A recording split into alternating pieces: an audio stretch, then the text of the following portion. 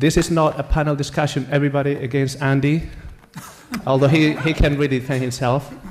But it's about looking at the industry as a whole, in which all of us are part of. Pharma industry, pharma companies, service providers, regulators, clinicians, all of us operate in an ecosystem. And look at what is missing primarily, how things work today. I'll tell a bit about myself. I work for Lonza, Senior Director of Strategic Innovation. In plain English means I work around bringing new technologies to the company to facilitate development, manufacturing, and de-risk the development of pharmaceutical products. Interested primarily in new therapeutic products, bioconjugates, ATMPs, etc. And I have a background in drug discovery and structural biotechnology. I founded 2 companies before working for Lonza, looking at neurodegeneration and metabolic disease. And I also have a background in academic research, so I touch different areas, and I've seen the world in different perspectives. I would let the panelists introduce themselves. I'm going to go very quickly through some of the aspects this discussion we wanted to be about, but I want to emphasize this is not just about the panelists or myself, it's about you participating. Feel free to raise your hands, ask questions. Also, you can raise questions using the app. You can type your questions there. We will have some time at the very end where these questions will be read. But at any time, please, I would encourage you to participate, not only just asking questions, but also making points. In the end, this is a discussion for everybody to be heard. So it was interesting for me to be here yesterday because there were quite a few points, and I was like, well, we were gonna cover this and that and that. There are some objective elements in how the industry operates, and there were mentions about the IP model, or actually that the pharmaceutical industry relies primarily on exclusivity. That means that you make it, you have a blockbuster, then you are successful, and you can protect yourself from competitors. Now, the question is whether the industry is over-reliant on this model, and whether IP actually can become a real roadblocker for innovation. And I will give some examples. CRISPR is a very good one right now. It's a very successful technology technically. Is in the newspapers for the wrong reasons, actually, for litigation, not because of applications into developing new cures or new therapies. And my bet here is that it's going to be stuck in this situation for years until it gets clarified. Who is winning here? I think probably not the patients. The second one that came over and over and over again is just drugs fail often, and they fail late when they are very expensive, when the companies have invested a lot of money in the development. We were hearing Charles Bontra yesterday saying why we went until we were in phase 2A, just to realize this is not going to work. Can we do things differently? But not only that, is that even if products manage to make it all the way through clinical development, they get often stuck in registration. Payers sometimes they not supporting transitioning these products into or the funding of these products or through healthcare systems, and is well known that maybe less than 2 out of 10 or even less products that are actually licensed manage to recover the investment that was made in research. And as an average, obviously this is a bit of a gross painting. But this means that the way drugs are developed is not effective at all. It's very, very crude compared to other industries. The third one I wanted to raise was what is called imprecision medicine. And this is, I think, is just another drop in a glass of water that is going to overflow. There was a study in Nature last year looking at the top 10 the best or the most selling drugs in the US. And they found out that the study was showing that between 4 and 24% of the patients treated with these drugs actually have any benefit out of it. And I think that was quite sobering for me. This means that it is over 80% of waste. Just for Medicare, it's about $15 billion US per year. And not only that, the patients are also put at risk. So is this a good approach to how we treat patients? And again, I hope the discussion today would touch on some aspects of this. Also maybe looking at personalized medicine, what it means. Another one is the true cost of quality. And working for a manufacturing company, this is quite close to my heart.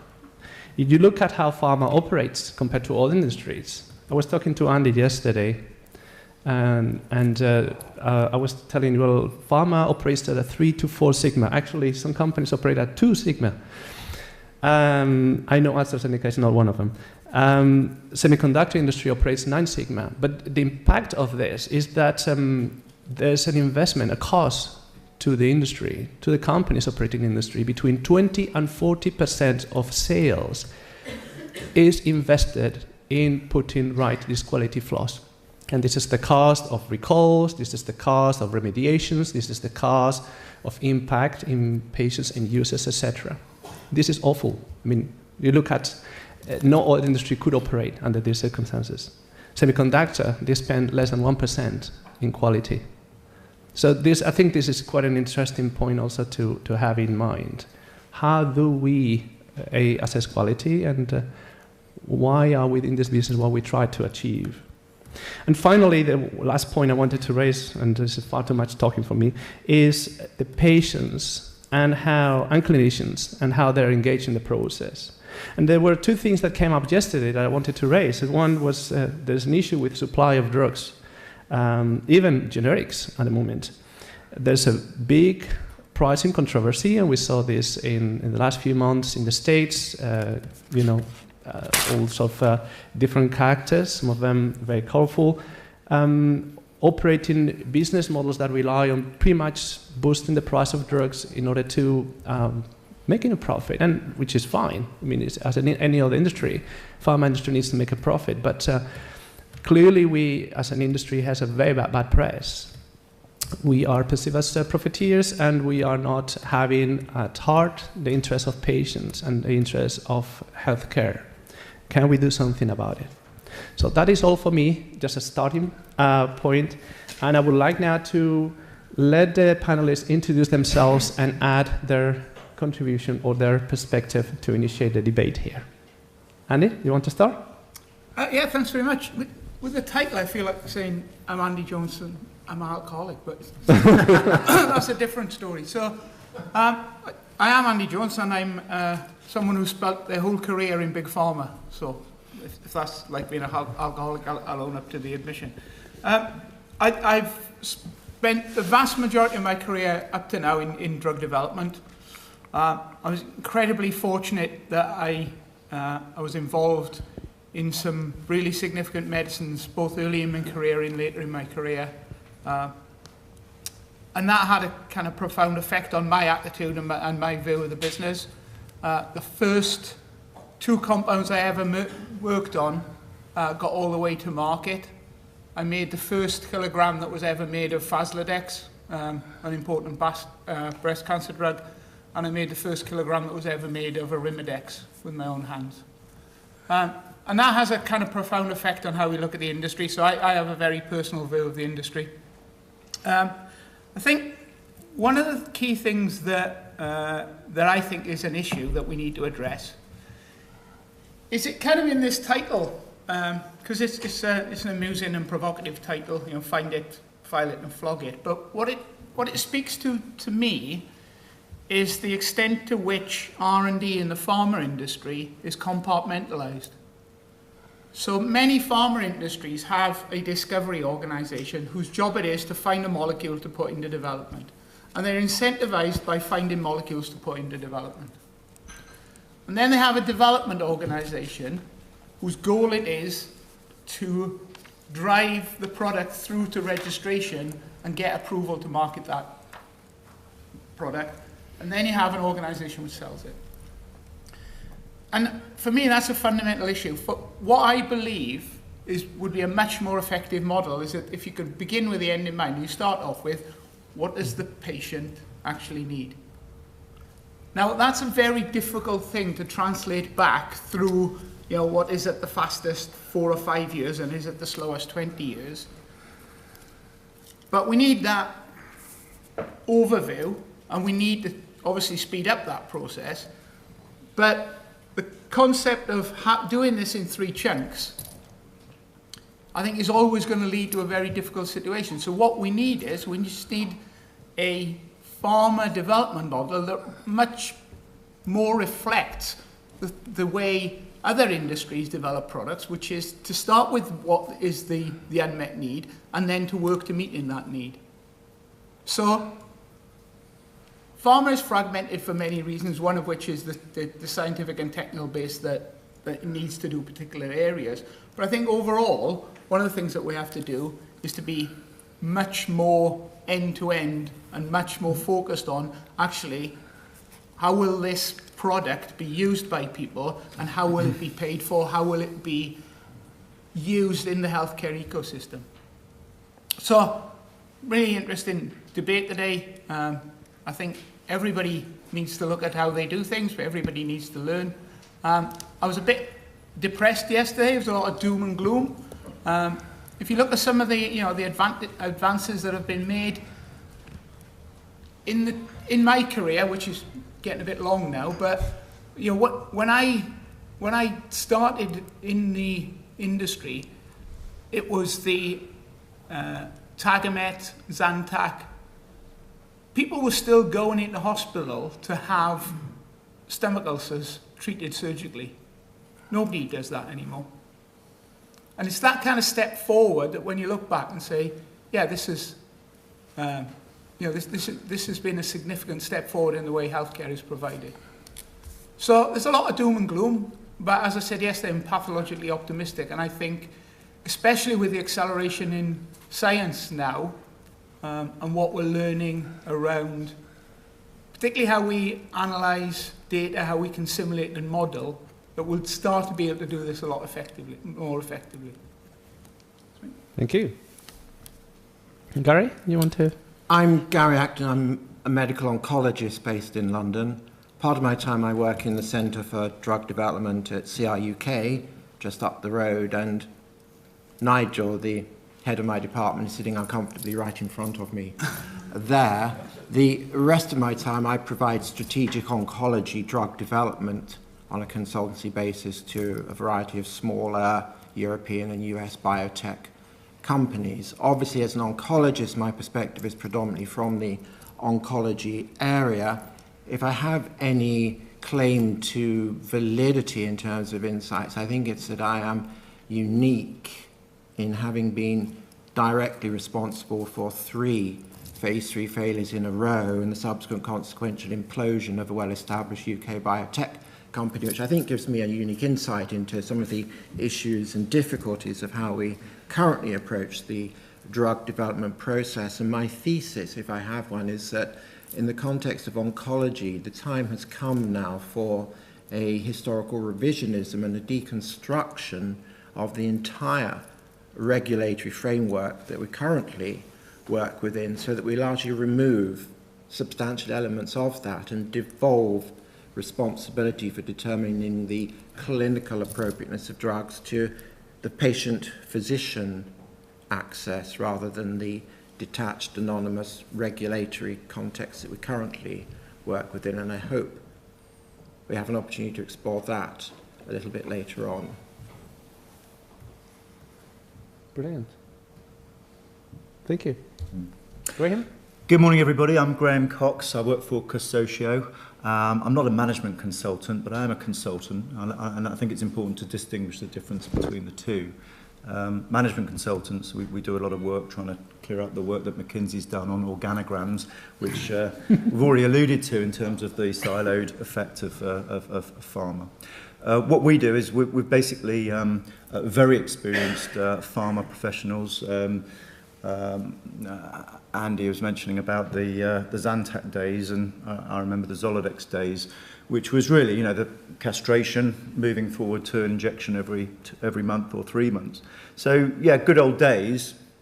What we've done in the last real 8 years or so is to go into companies, and from yesterday, I think you'll agree, one of the big take-homes was, you know, I think I'll quote Chas Boutra, which was Pharma are crap at 2As. And phase 2A is critically the sort of weak link in the chain, and I've never met a product director or a brand director that hasn't said in some way or form what they said in Alice in Wonderland, which was, if it was my decision, I wouldn't start from here. And that really means that they're inheriting something that is inherently wrong, and they want to try and put it right. So what we do is we go in, and because we've done this many, many, many times, there are some fundamental things that pharma don't do that other companies, I run another couple of businesses, and I've been very fortunate to work outside of pharma. And pharma, I don't know how many of you have worked outside of pharma, but nearly all companies have a very, very rigorous design process. Mm-hmm. And I'm not saying that pharma can take on that absolutely, but what that does do, it looks at possibilities, and it looks at opportunities and possibilities going forward. So the single TPP is one of the biggest killers of pharma, because it's some market research which is fundamentally flawed. I think we can go into that a bit later, that tells you that this is going to be the unmet need. Andy mentioned about the patient's unmet need. When you go into the reason why, or how that's collected, it's flawed. The patient unmet need that you all band around, look at the data, look at the market research, look at the technology and the terminology and the methodology of how that market research is constructed. It's all 20th century, outdated, flawed market research techniques. If you want to go into a better way of getting market research about what the real unmet needs are, the pharma needs to move into what other companies have done 10 years ago, into better techniques where you uncover real drivers of prescribing, not just putting people in a room with a coffee and a biscuit, with a great big glass wall, videoing them with a microphone saying, do you think this TPP is better than that one? Mm. It's just wrong, and all the work that Andy does and all the R&D people do, it's basically directing, in many cases, the development in totally the wrong direction. So what we do is we basically go in, have a look at all of that, debunk all the myths, take away all the rubbish that's in there that's directing things in the wrong way, and look at possibilities about what this molecule could do to avoid what Chas Boutra says, the crap 2As that are doing it. He's exposed to a lot more companies than I am, that are still going today, that are directing pharma in the wrong direction. And then you're doing phase 3, expensive phase 3s, to answer the questions that phase 2A should have done. And that is expensive and leads to the huge amount of attrition that we're still seeing in the industry. Despite all the great work that everyone's doing, it's still the same attrition rate. So some of the fundamental things we do in phase 2A are really very, very easy to put right. Well, they're easy in terms of getting the team together. I mean, how many of you spend your time really thinking about that phase of development? You know, a good day for me in pharma was getting rid of my emails and putting out the fires. And I'd go day in, day out, week in, week out. I'm sure you'll do the same. Really having the time to really think very carefully, which is what outside pharma do, about the phase 2A program and opportunities. Not that we know all the answers, but looking at possibilities. That's really where you can set the whole development process in a better way. Brilliant. Thank you very much. Go ahead. Hi, Rob? good morning. My name's Rob Smith. I work for Catalent, have done now for about 4 years. I look after their product development in Europe. If I go back to the start of my career, it was in the biotech industry, where I was dealing with like milligrams of material. And then I moved to Big Pharma, where I was handling like 1,000 litres at a time, and a very different type of organisation. 10 years ago, I moved into the CDMO segment, so I hopefully can bring a bit of balance between the group in terms of our AZ colleague at the end and some of our clinicians. For me, what I'd like to try and get across is how organisations like mine are here to help, especially as we move forward. I fully get the point around the failures, and it's something I feel really strong about. We know at the minute that typically costs about $1.2 million to develop a product. It's all linked to those failures. If you look at the amount of investment we're putting in, I think it's up 2%, but the return's down. We've seen a return of about 5%, and that's plummeted over the last few years by about 55%. So we really need to understand why these products are failing and what we can do. And the biggest challenge as we go forward is looking at the complexity of all the new types of programs coming through and how we address those. Brilliant. Thank you very much, Rob. Okay, so I'd like to break the ice, asking a question to Graham, and I think you raised a point that I like very much, which is the importance of the design. But sometimes the problem with the design is that you have the wrong inputs. As you said, you are looking at the wrong specification, or you don't have specifications. Can you elaborate a bit more about that input, that market analysis? What does it mean? Particularly, I'd be interested to know your perspectives about how patients can play a critical role in driving those specifications, in defining what is the medical need, what is the role of clinicians. My feeling is that perhaps although clinicians and patients are involved, they are very late involved, primarily when things are in the clinic, and sometimes they don't have a say. They just they're there to report findings. How do you see things that should be structured, in your view? Okay, well, I think part of it is the regulators. I've never met a regulator, and I've met quite a few, not that many, probably not as many as Gary has, but that has said if you can identify a patient population that medically seems sound, with a symptomology that seems identifiable, and if you have an endpoint which is validated, I've never met a regulator that hasn't said that would be absolutely fine to go ahead with your trial. And what I think yesterday they said is that most of the restrictions in pharma are inside of big pharma. The regulators, I've been to regulatory meetings where the regulators have gone with a predetermined phase 2 or phase 3 trial. They've said, what do you think? The regulator said, that will do. And they've come back and they've interpreted that within the company as saying, this is what we must do because the regulators have said. They didn't ask the right questions, they didn't challenge, they didn't put different options together for the regulators, and therefore the regulators were perfectly within their rights to say, what you put in front of me is fine, because it's the same as the last 2 drugs that we looked at.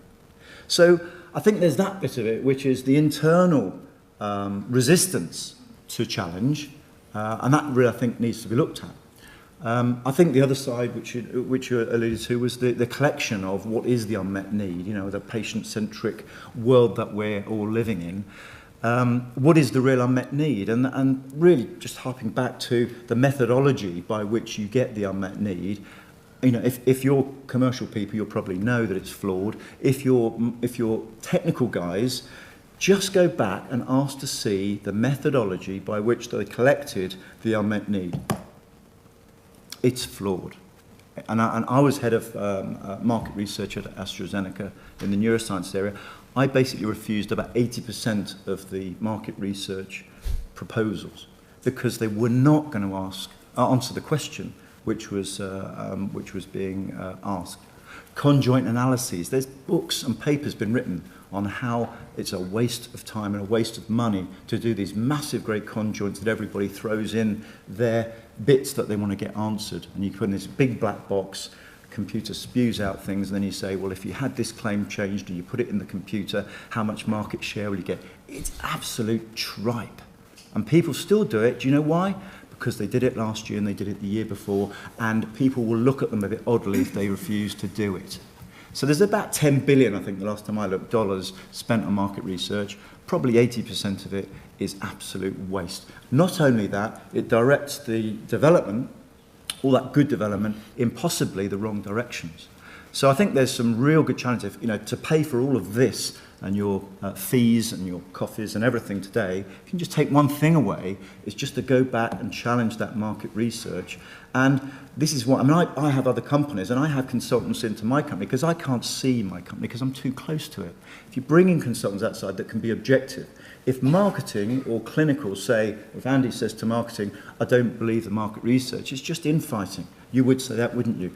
Getting a consultant in to look at it objectively, we have no political axe to grind. We can come in and say, right, okay, let's have a debate. And wonderful things happen when you get the discovery, development, physician, patient, marketing guys in. Wonderful things happen. You get things like saying, I never realised the receptor profile said it could do that.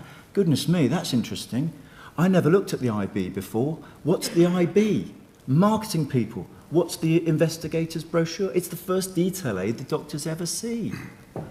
And they don't even know what it is. They don't have any input to it. So how can they get something that when they launch, the IB's over here, and the doctors that were involved in the trials are saying it's this drug, and then you've got the marketing team launching something over here, and the same doctors are saying, I can't believe it's the same drug. You've got to get them together earlier, and that just needs some good thinking. Phase 2, getting marketing, all the different groups together in the team. And that's where consultancy really does add a lot of value, because you can't do it yourselves. It's like lifting yourself up by your own bootstraps. So I think that alone, hopefully, will pay for all this expensive stuff. Thank you very much. I want to put that now to Andy, and because I think you raised, in my mind, is the industry pretty much prone to repeat old models of behavior and market analysis and develop a new product, looking at how to maximize profitability, which, you know, all businesses need to be profitable, obviously, rather than looking at what is the real medical need, what is the patient missing. And this, to me, also relates to some of the things that came yesterday. I think Chas mentioned this. There are multiple companies developing similar Me Too's or going for same targets. And if one fails, all of them fail, obviously. But are we approaching the development of new products in the right way? Are we just looking for the next big thing, the next thing that we can approach, rather than setting a blank canvas in front of us and really understand what needs to happen to make a difference to end users, to patients in this case, like all the industries would do. You wouldn't design a car, I mean, some people do, just to here or there, but actually you really want to disrupt the market, you really want to have an impact in your market, you would go into what a car needs to have in order to appeal to a specific sector of customers. What is your view on that, Andy? I think I sat through yesterday and sitting through a bit this morning. I kind of feel like I've missed the last 5 years of my life somewhere, because this kind of reflects very much the kind of thinking that was around 5-10 years ago, which I think was very bad and that did a lot of damage to a lot of companies, which is essentially R&D was driven by marketing. So, you know, marketing would say, if you look at the size of the lung cancer population, you know, it's a massive problem, it's a huge market. Go and look for molecules that will work in lung cancer. And companies would choose to do trials in big populations, because they knew if that trial succeeded, then that would lead to a big registration and a big market. And I just think the world's moved on now. I think with the way that science has moved on now, and the way that you know, we've learned from that, is the mantra in a number of companies now is very much more follow the science. It's about, we'll find interesting molecules that may work in lung cancer, but we will try to screen them and find out where they really do work, and where they really do work, we'll go after that hard. So if you look at some of the compounds we're developing now, they're not for specific mutations, they're for the mutation that follows on the first mutation. And when you identify such a small target as that, you can go really fast, have a really big impact. So I think it's a switch between follow the science and follow the market.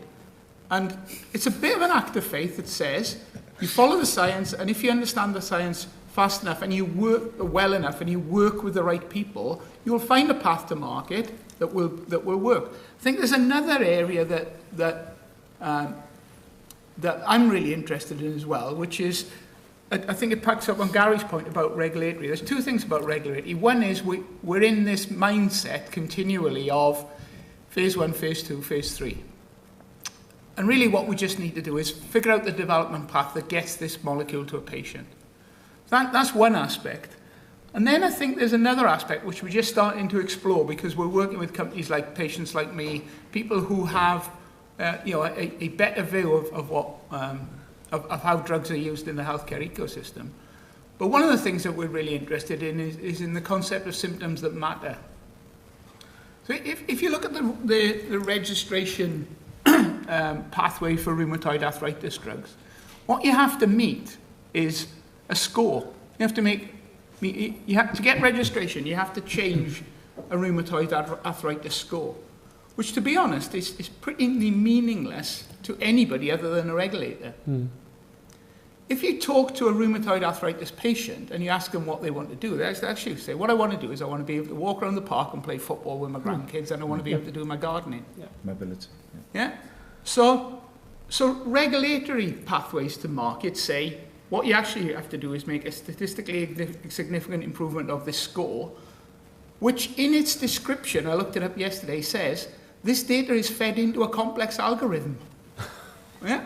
Now, that's not a symptom that matters. And so we're really interested in the concept of what are symptoms that matters to patients. And even if you look at oncology, you pick progression-free survival or overall survival. What really matters to patients? We thought that we'd launched some great drugs in the 80s. And when you talk to patients, they're like, this drug gives me such a bad problem with diarrhea that if I'm traveling between London and Birmingham, which he did every weekend to meet his girlfriend, he had to stop at every service station. And he knew every service station between London and Birmingham.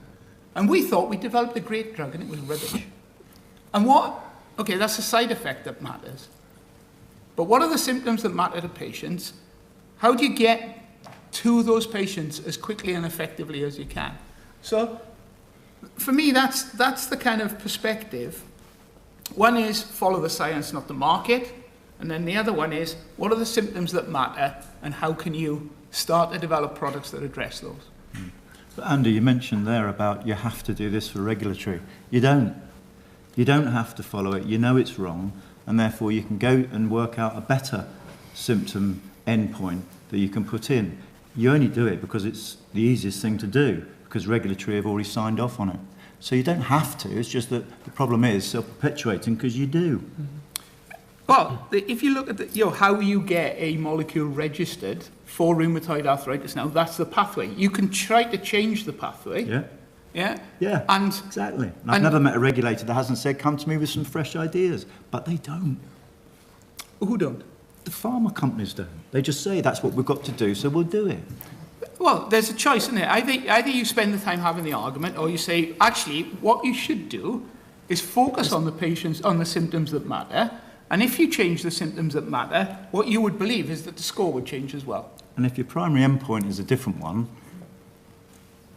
you're stuck in the water with a claim and a detail aid that doesn't say anything useful. And I think that's a question I wanted to put to Gary, and I think you both raised very important points, which is what are the clinical endpoints we're using, particularly in oncology, that people seem to be satisfied with extending the life of a patient, the survival of patients for a few months. And then maybe that's not what patients are looking for. And my question is, are we just looking at marginal improvements in new drugs versus old? Or are we looking for really new approaches, new therapeutic approaches that make a real difference to patients' lives? And I know there are some products there that have a lot of promise in oncology, but I'd like to have your view, Gary. What do you think is missing there? Particularly, you mentioned the engagement of patients early on, the better engagement of clinicians early on. How do you envisage things in the future? Is that me? Yeah. I think the original question was, how do we identify drugs that meet needs? And obviously we need drugs that work better, but inherent in that is the question, what defines work and how does one quantitate better? And in the context of oncology, for example, there is no universally accepted way of defining efficacy. Are you looking for a drug that will cure a patient, which unfortunately few do? Is that your definition of it works? Or Are you looking for a drug that will prolong survival for a limited, finite period of time, be that 6 months, a year, or whatever? Or, as Andy was alluding to, are you looking for something that will just make a patient feel better? And differing patients, physicians, regulators, all of us, I think, have differing perspectives on that. And inherent in that as well is the issue that most drugs, certainly in oncology, have a degree of activity, although usually it's limited, and a significant liability for toxicity. And so there's a need to formulate a balance of, is the efficacy, such as it is, worth the toxicity that comes with it? And I believe that's a very unique determination to each patient and their physician. There are some patients who will take any risk, incur any degree of side effects to prolong their life for however short a period of time it might be. And conversely, there are others who think, I'm just going to go on a cruise for the 3 or 4 months I have left and enjoy what I have. And this, I think, is the problem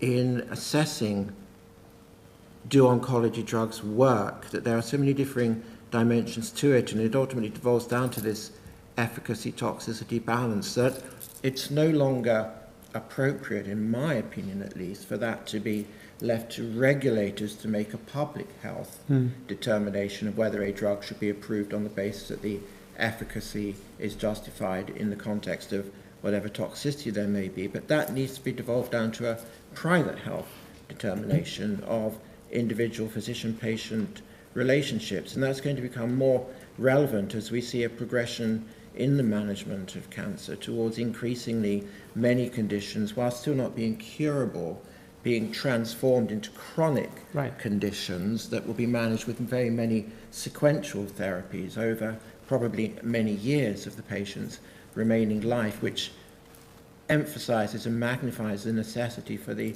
patient-physician determination to be predominant, rather than it being left at the macro level of the regulator. So I think that's one of the biggest issues. The problem in that, obviously, is if you were to remove the regulatory process in terms of determining the approvability or otherwise of a drug, which I actually think in an ideal world we should be doing, how do you then construct a commercial funding, pricing environment around that? But if one puts that to one side for a moment, then in my opinion, the role of the regulator should be to ensure that when a drug is coming to the market for the first time or becoming available outside of clinical trials for the first time, that sufficient data has been generated in clinical trials to allow a physician or an informed patient to make that risk-benefit determination. But that's where the role of the regulator should really cease. It should not be to make that determination for the patients. It should be to ensure that the data's there for them. And that's more important in the context of the current environment of immediate accessibility and transparency of information that we now have. So if you go back to the origins of the regulatory system, back with thalidomide in the early 60s, there was no internet, obviously. There was no process to rapidly disseminate data as it emerged from clinical use of a drug. And so the early findings of congenital abnormalities with thalidomide were documented in obscure obstetric journals in Australia, but they never found their way for many years to the US and other parts of the world, including Europe, whereas now the rapidity and the immediacy and the transparency of the availability of information removes that role of the regulator in many ways, I think, to ensure that there's adequate demonstration of safety and efficacy. So I think that we live in oncology, at least, in a very rapidly changing environment, and it's impossible to implement this macro regulatory framework that we've worked under before, and we owe it to patients, physicians, and pharmaceutical companies to find a more flexible way of recognizing the individuality of many treatment choices that are going to emerge, and the interpretation whether they are suitable or not for a particular patient in a given clinical context. Graham, you want to? Yeah, I mean, I think oncology, has made, probably most people would agree that oncology has made sort of maybe the best strides in pharma as the sort of jewel in the crown that's keeping the industry really buoyant.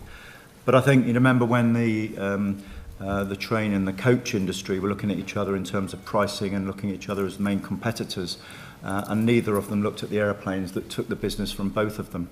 And I think in the oncology, the prescription market, I think you need to look outside of that to see where the real threat's coming from oncology. Yeah. I like one of the things you mentioned, Gary, which in a way to me brings a new perspective to personalized care, which is looking at the voice of the customer, the patient, and patients with the same condition, even the same symptoms, same disease stage, might decide take different treatments because they suit their lifestyles.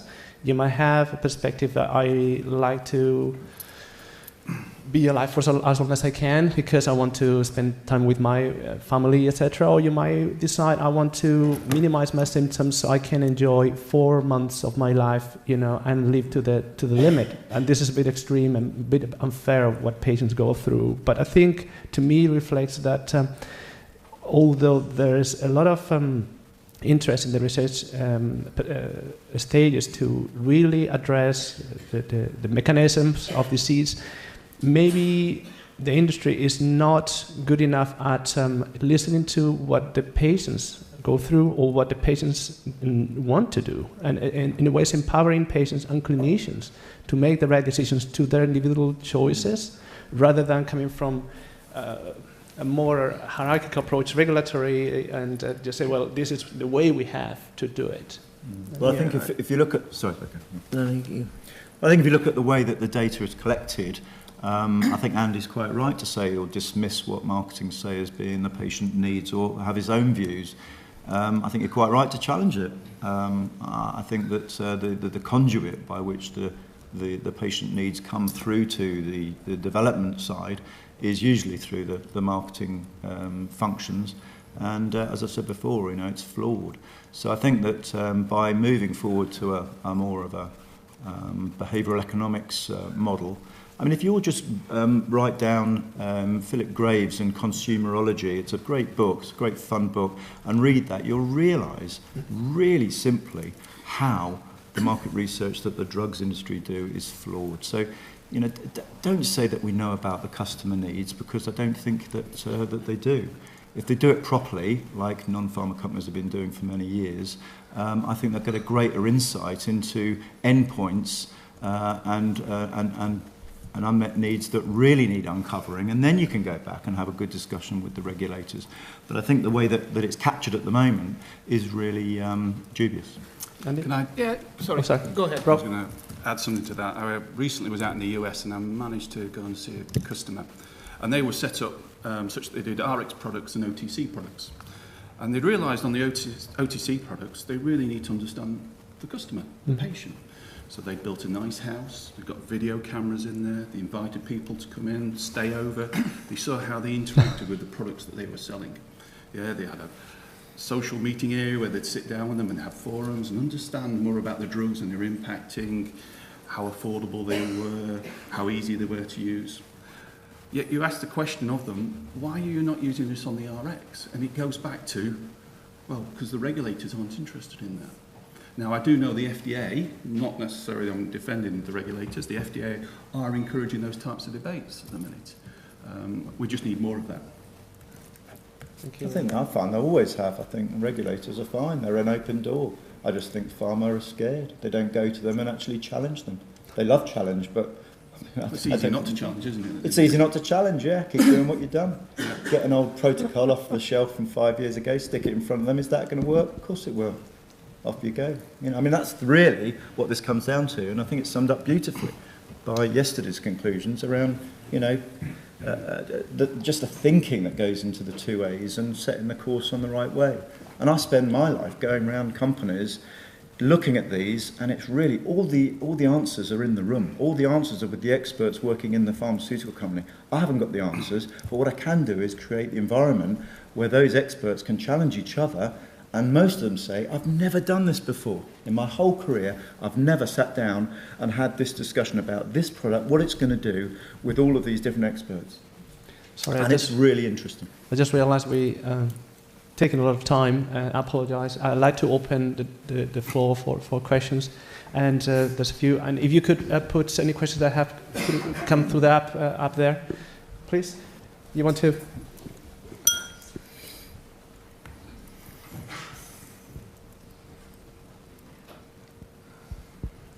Hi there, thanks. Thanks for that. I'm Richard Weaver. I'm the founder of Xenergesis, which is a preclinical CRO company in drug metabolism. Great debate this morning. I've been here for a day and a half and nobody has talked about drug exposure yet. And yet the reason drugs don't work is they don't have enough exposure or the correct exposure. And the reason they're toxic is because they have too much exposure. And getting that right is absolutely critical. And they're the reasons why drugs fail. And this can be done, okay? So we choose a dose. We don't normalise it to the patient. We don't normalise it to their background. We could easily do this. It would be very expensive, but I'm quite passionate about this and getting this right. It's all about the correct drug exposure. Paracelsus said it 500 years ago, and he's absolutely right now. So can we have some comments on the panel about drug exposure, please? Yeah, I'd love to, because I'm much as I love to argue with Graham, I don't mind agreeing with him either. One of the things that I think is a real issue here is the way that the design criteria or the URS for drugs and the extent to which that it's driven by a kind of nebulous target product profile. And most of my background has been in the pharmaceutical sciences area, and actually, what you get a lot of what we want is a once-a-day tablet, because that's what marketing think that the market needs.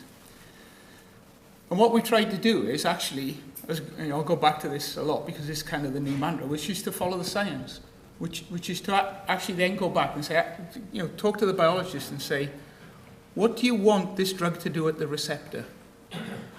What kind of exposure do you want at the receptor? And what will be the biological impact of that? And if you can achieve that, if you set that as your primary goal, rather than we're going to develop a once-a-day tablet, and try to squeeze the biology to fit a once-a-day tablet, and you go back to actually the most efficacious product and the safest product you're going to get is if you get this selectivity at this receptor for this amount of time, and you design your product to meet the science rather than what somebody in marketing tells you they need, which will always be a once-a-day tablet.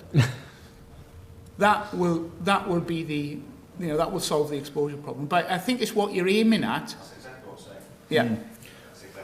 But I think that's where we're going, because we recognise that that having the right target is the first step. The next step is doing the right kind of biology and chemistry to get that kind of exposure, and that's where you have to collaborate with people like yourselves. But there's a lot of expertise generally as well. But that I think is a fundamental point: is you have the conversation with the right people around what does the science tell you that you need to do with this molecule? Where does it need to be? Where do you not want it to be? So there's a huge amount of research on drug targeting and making sure that we get to the right organs and we don't get into the wrong organs.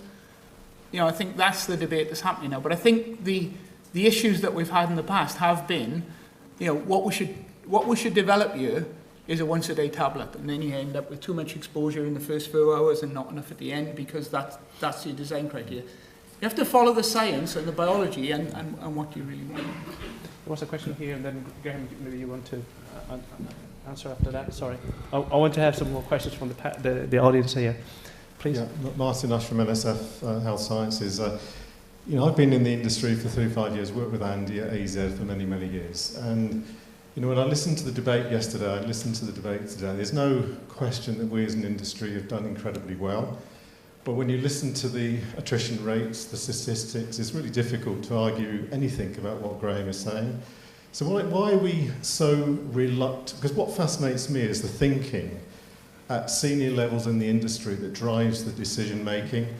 Are we following the science or chasing the dollar? Because actually the elephant in the room, because I'm an operations person, okay, so I'm not into research and development. I spent my entire career making product. I help companies make product. when I work with companies, the commercial pressures manufacturing is under are immense. I don't hear about the patient, I hear about get it out the gate. They don't even have time to do proper root cause investigations. QPs releasing product are performance managed against releasing product. So the question to the panel is it short-termism that is preventing us from sitting around a table saying, we've got to fix this, because it isn't working. The attrition rates prove that. High levels of reject rates in manufacturing prove that. That's remained the same for decades. So it isn't working. What's stopping us? Is it because actually the city is more important to influence than the patient? Mm-hmm. Is it the profit and loss account and the quarterly results are more important than following the science? Thank you very much. Maybe you want to answer? I think I can combine at the back after. I think I can combine these two actually, because I think what the gentleman there said about, if we just step back from exposure to a drug before you even think about what receptor, how much of it you need to get to the receptor, you must understand what the indication is. Because, you know, if you've got an asymptomatic versus a symptomatic disease, the amount you need to get to the receptor is critical. So before you even start thinking about once a day and dosing and exposure, you need to really think about the opportunities that that drug might give you in terms of a wealth of different indications. And then, once you've got the indications you're going for, then you can start trying to work out how you're going to get the maximum amount of drug to that receptor.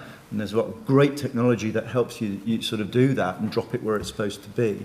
But I think that this just going forward with maybe with a set indication as, you know, written in stone, I think that's the thing that needs to peel up back and actually ask those questions.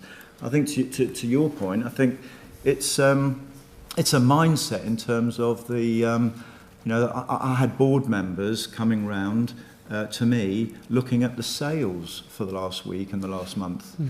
You know, now that is running a company looking in the rear view mirror. Mm. And, you know, that is, I don't think it's an inevitability of how to run a company. I think it's just a lack of confidence. And if you look at the amount of market research and the amount of looking in the rear mirror and the amount of justification, it's inversely proportionate to how confident you are. Apple don't do market research. They don't spend anything like what pharma do. The more lacking in confidence they are, the more you throw money at doing market research to take each small step. It's just the wrong way about it. You know, pharmaceuticals used to create corridors, create departments in hospitals. That's what we did. We've forgotten that, and now we're trying to retrofit everything into the corridors that be. There's no reason why we can't get new corridors with new indications and whole new ways of agreeing symptomatology and symptom clusters. We just seem to have lost our way. Thank you very much. There's 2 questions more. We have 5 minutes. There's a lady here with a microphone and a gentleman down there. Good morning. My name is Pilar Pinilla. I work for NICE, for the Department of Scientific Advice.